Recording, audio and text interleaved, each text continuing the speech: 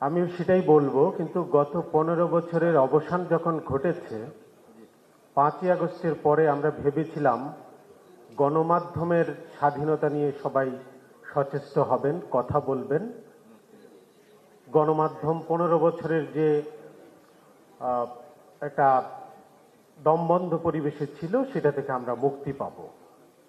কিন্তু আমরা কি গত 1.5 বছরে মুক্তি পেয়েছি? ফেসিবাদীরা চলে যাওয়ার পরেও কি আমরা ফেসিবাদ মুক্ত হতে পেরেছি?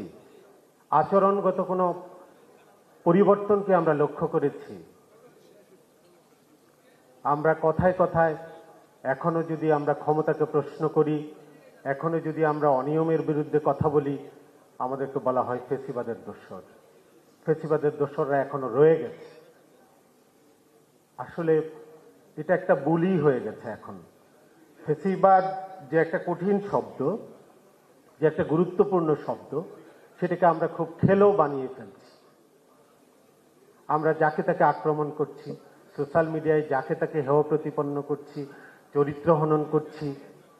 এবং আমি একটা জিনিস বলবো, বিএনপির নেতৃবৃন্দ এখানে আছেন, সেদিন প্রথম আলো ডেইলি স্টার ভবনে আগুন দেওয়ার পরে অনেক প্রতিবাদ বিক্ষোভ হয়েছে, আবার অনেকে উচ্ছ্বাস প্রকাশ করেছেন।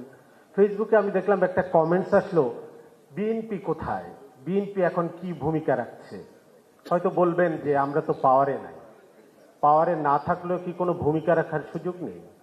বিএনপি কি এটার বিরুদ্ধে দাঁড়াতে পেরেছে? বিএনপির কর্মীরা কি এটা নিয়ে অনেক কথা বলেছে? আমরা কি অল্প কিছু মব সন্ত্রাসীর কাছে জিম্মি হয়ে যাব গোটা দেশ? বিএনপি ক্ষমতায় আসা পর্যন্ত কিংবা অন্যকে ক্ষমতা আসা পর্যন্ত কি আমাদেরকে এই পরিস্থিতি মোকাবেলা করতে হবে? আমার প্রশ্ন। আমি আশা করব যে আমরা প্রশ্ন করতে চাই ক্ষমতাকে। আমরা বরাবর যা করে গেছি, যতটুকু সামর্থ্য ছিল গত 15 বছরেও চেষ্টা করেছি, হয়তো পুরোপুরি পারিনি। আপনারা জানেন যে ক্ষমতাকে চাইলেই সব সময় প্রশ্ন করা যায় না। ক্ষমতা নানাভাবে আপনাকে আঁকড়ে রাখবে, আপনাকে বন্দী করে রাখবে। এরপরেও আমরা যারা সামর্থ্য ছিল আমাদের, আমরা সামান্যতম হলেও করার চেষ্টা করেছি। কিন্তু এখন সে আমাকেই আপনি প্রশ্ন করছেন, এখন সে আমাকেই আপনি ভিলেন বানাচ্ছেন।